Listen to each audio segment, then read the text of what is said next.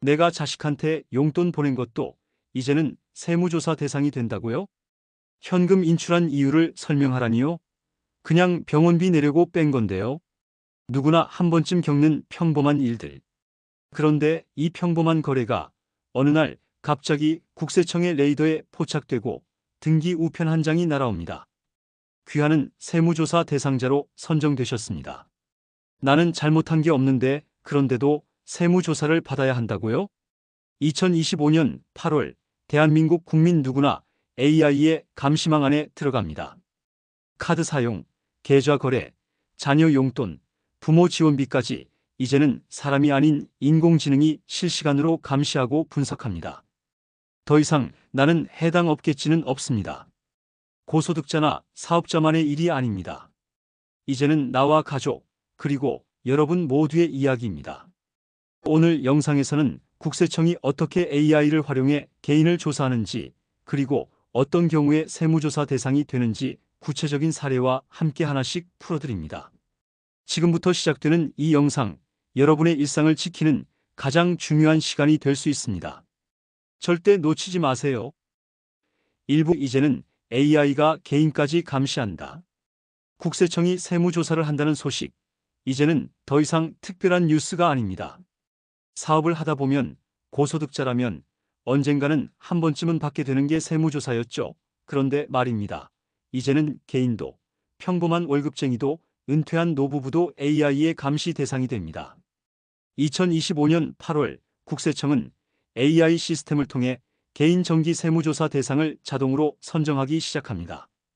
그동안은 법인, 기업, 고액 자산가 위주로 정기 조사를 실시해왔지만 이제는 모든 국민, 우리 모두가 예외 없이 포함됩니다. 소득이 많든 적든 사업을 하든 하지 않든 이제 더 이상 나는 괜찮겠지라고 말할 수 없는 시대입니다. 누구나 언제든지 AI가 의심한다고 판단하면 세무조사 대상자로 선정될 수 있다는 말입니다. 이제는 의도와 상관없이 패턴만으로 조사 대상이 될 수 있는 시대, 그 시작이 바로 올해 8월입니다. 이부 어떤 정보까지 들여다보는가? 자, 그렇다면 AI는 과연 어떤 정보를 들여다볼까요? 우선 이 AI 시스템은 단순한 컴퓨터 프로그램이 아닙니다.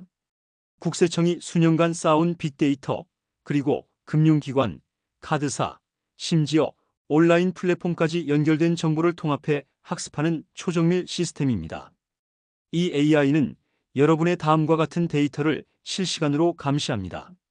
카드 사용 내역, 계좌 이체 및 입출금 흐름, 현금 인출 빈도와 금액, 소비 패턴과 비교된 소득 수준, 가족 간 송금 내역과 자산 흐름.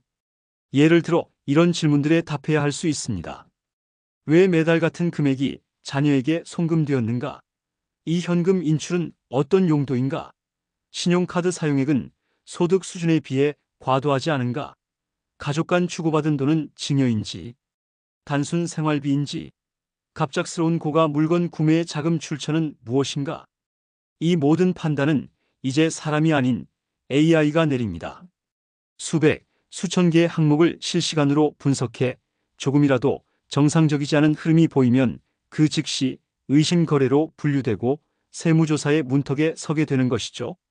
이 AI는 어떤 감정도 사정도 선의도 고려하지 않습니다.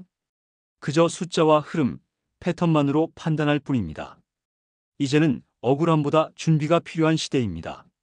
문제는 내가 잘못하지 않았어도 AI가 이상하다고 판단하면 그때부터 시작된다는 것입니다. 3부 실제 예시, 내 이야기일 수 있습니다.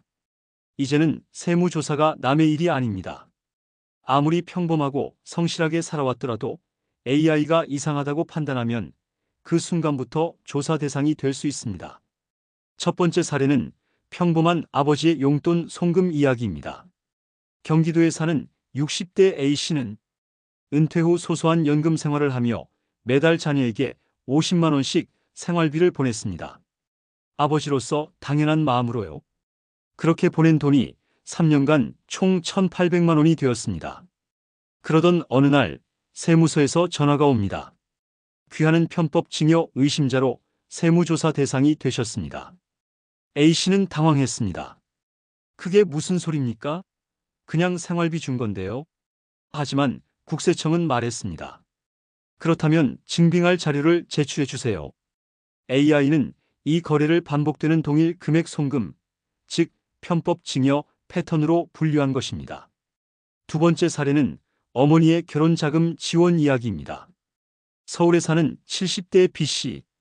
자녀 결혼을 앞두고 5천만 원을 보내주었습니다. 이건 엄마가 주는 선물이다. 계좌에는 부모님 돈이라는 메모도 남겼습니다. 자녀는 그 돈으로 신혼집 계약금 일부를 냈고 모든 게 자연스럽게 흘러갔다고 생각했습니다. 그런데 문제는 이 거래가 증여세 신고가 되어 있지 않았다는 것. AI는 부모 자금이 자녀의 부동산 취득에 쓰인 점, 그리고 자금 출처 설명이 없다는 점을 근거로 편법 증여, 자금 출처 불명으로 판단했고 결국 어머니와 자녀 모두 세무조사 대상이 되었습니다. 그저 당연한 가족 간의 정이었을 뿐인데 AI는 탈세일 가능성으로 받아들인 것입니다. 사부 왜 이렇게까지 강화되는가? 국세청이 이렇게 AI 시스템을 통해 개인까지 세무조사 범위를 확대한 이유는 무엇일까요? 그 배경에는 몇 가지 변화가 있습니다. 첫째, 상속과 증여가 급증하고 있다는 점입니다. 베이비붐 세대가 고령화되며 자산 이전이 활발해졌고 그 과정에서 신고되지 않은 비정상적 거래도 함께 늘어났습니다. 둘째, 가상자산, 주식, 부동산 등 복잡한 자산 구조 때문입니다. 비트코인이나 자녀명의 주식 매입 등은 이제 흔한 자산 이전 방식이 되었습니다. 하지만 이 또한 자금 출처가 명확하지 않으면 AI의 타깃이 됩니다. 셋째, 현금 위주의 자산 이전이나 가족 간 거래입니다. 눈에 띄지 않을 거라고 생각했던 자금 이동 거래를 이제는 AI가 그 흐름 전체를 감지하고 추적합니다. 특히 고가의 부동산을 자녀 명의로 매입하거나 상속세를 피하려 편법으로 자산을 이전하는 등의 행위는 AI에게 가장 먼저 포착되는 유형들입니다. 결국 세무조사 강화는 거대한 흐름입니다. 그리고 그 중심엔 이제 AI가 있습니다. 오브 AI가 포착하는 이상 패턴들. 국세청의 AI 시스템은 단순한 데이터 분석기가 아닙니다. 사람의 눈으로는 놓치기 쉬운 비정상적 거래 패턴까지 정밀하게 탐지해냅니다. 그리고 그 속도는 빠르고 정확도는 높습니다. 예를 들어 이런 경우입니다. 무직인 자녀가 매달 수백만 원씩 카드 결제를 한다면 연소득이 3천만 원인데 1년에 5천만 원을 현금으로 인출했다면 가족끼리 같은 금액을 주고받는 계좌 이체가 반복된다면 고가의 차량이나 명품을 구매했는데 자금 출처가 불분명하다면 부모와 자녀가 동일한 IP에서 신용카드를 동시에 사용한다면 이제는 AI가 이 모든 데이터를 실시간으로 종합 분석해 정상적이지 않은 흐름을 빠르게 포착합니다. 더 이상 우연이었다, 가족끼리 도와준 것뿐이라는 말로 넘어갈 수 없는 시대입니다. 6부, 조사 대상이 되면 어떤 일이 벌어지나? AI가 특정 거래를 이상 징후로 판단하면 국세청의 시스템은 즉시 심층 분석 단계로 전환됩니다. 그리고 납세자에게 추가 자료 요청 공문이 날아옵니다. 자녀에게 송금한 금액의 용도를 증빙해 주세요. 이 거래의 상대방은 누구이며 어떤 관계인가요? 현금 인출의 목적이 의료비인지 교육비인지 서류로 제출하세요. 문제는 여기서부터입니다. 이 질문들에 명확히 답하지 못하거나 증빙 서류가 불충분할 경우 곧바로 세무조사로 연결된다는 점입니다.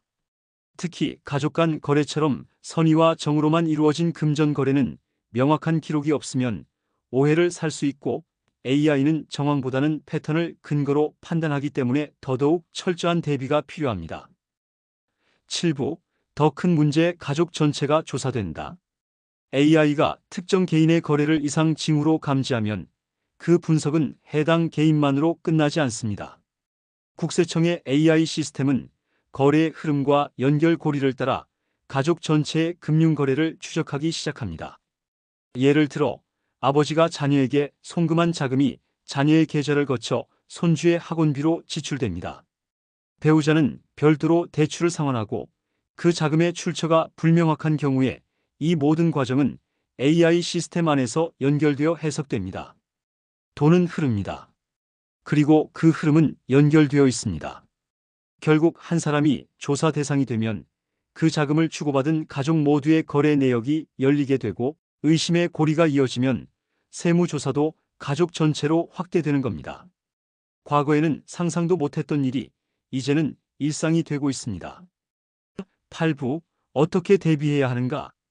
이제는 단순히 신고만 잘하면 된다는 시대가 아닙니다. 그 신고를 뒷받침할 수 있는 명확한 설명과 증빙 자료가 반드시 필요합니다. 세무조사는 의심이 생기는 순간 시작됩니다. 그 의심을 사전에 없애려면 우리는 미리 준비해야 합니다. 자금 거래 시 메모를 남기세요. 이에 자녀 결혼 자금, 병원비 지원, 생활비 보조 등 거래 내역에 사유가 명확히 적혀 있다면 AI의 오해 가능성은 줄어듭니다. 반복 거래는 사유와 정황을 따로 정리해 두세요. 단순한 송금이라도 자주 발생한다면 그 이유를 메모장이나 가계부로 정리해 두는 습관이 필요합니다. 가족 간 거래는 절대 현금으로 하지 마세요. 현금은 추적이 어렵고 설명도 어렵습니다. 계좌 이체로 기록을 남기는 것이 안전합니다. 소득 대비 소비 수준을 의식하세요. 평소보다 과도한 지출이 발생한 경우 그 자금 출처를 증빙할 수 있는 서류를 미리 챙겨두세요. 사전 증여 신고도 고려하세요. 자녀에게 목돈을 지원해야 한다면 사전에 증여세 신고를 해두는 것이 세무 리스크를 줄이는 가장 현명한 방법입니다. 이제는 선의만으로는 설명되지 않는 시대입니다. 철저한 기록과 근거, 그리고 준비가 우리 가족을 지키는 첫걸음입니다. 사랑하는 가족을 돕는 일, 자녀에게 용돈을 보내는 일, 부모로서 자녀의 삶을 응원하고 힘이 되어주는 일, 이 모든 건 우리 모두가 너무나 당연하게 여겨온 가족의 마음이고 한국적인 정입니다. 하지만 이제는 그 당연함조차 의심받고 감시받고 증명해야 하는 시대가 되었습니다. 2025년 8월부터 국세청의 AI 시스템은 모든 국민의 자금 흐름을 실시간으로 분석하고 이상 징후를 감지합니다. 그 대상은 더 이상 기업이나 고소득층만이 아닙니다. 평범한 가정, 선한 의도로 돈을 나눈 우리도 예외가 아닙니다. 이 AI 시스템은 탈세를 막기 위한 도구이지만 준비되지 않은 사람에게는 칼날이 됩니다. 선의도, 가족의 정도, 이제는 설명과 근거 없이는 면책이 되지 않는 시대입니다. 이 영상이 한 분이라도 불필요한 세무조사로부터 벗어나는 데 도움이 된다면 그것이 오늘의 영상이 존재하는 가장 큰 의미일 것입니다. 오늘 영상 핵심 요약: 2025년 8월부터 개인도 AI 세무조사 대상이 됩니다. 카드 사용 내역, 계좌 거래, 소비 패턴까지 AI가 실시간 분석합니다. 가족 간 자금 거래는 편법 증여로 오해받을 수 있습니다. AI가 이상 징후를 포착하면 곧바로 조사 대상이 됩니다. 이제는 근거 있는 거래와 증빙 가능한 흐름이 무엇보다 중요합니다. 한 명이 조사되면 가족 전체로 확대될 가능성도 있습니다. 이제는 우리가 AI를 조심해야 하는 시대입니다. 기술이 감시하는 세상, 그 속에서 우리는 더욱 지혜롭고 더 철저하게 준비하며 살아야 합니다. 가족을 지키고 내 자산을 보호하고 내가 쌓아온 평범한 일상이 억울한 오해로부터 지켜질 수 있도록 오늘 이 영상을 꼭 기억해 주세요. 이 영상이 도움이 되셨다면 좋아요와 구독, 알림 설정까지 부탁드립니다. 당신의 한 번의 공유가 당신의 가족과 친구, 그리고 또 다른 누군가의 큰 도움과 안전이 될 수 있습니다. 감사합니다. 행복한 100세 시대였습니다.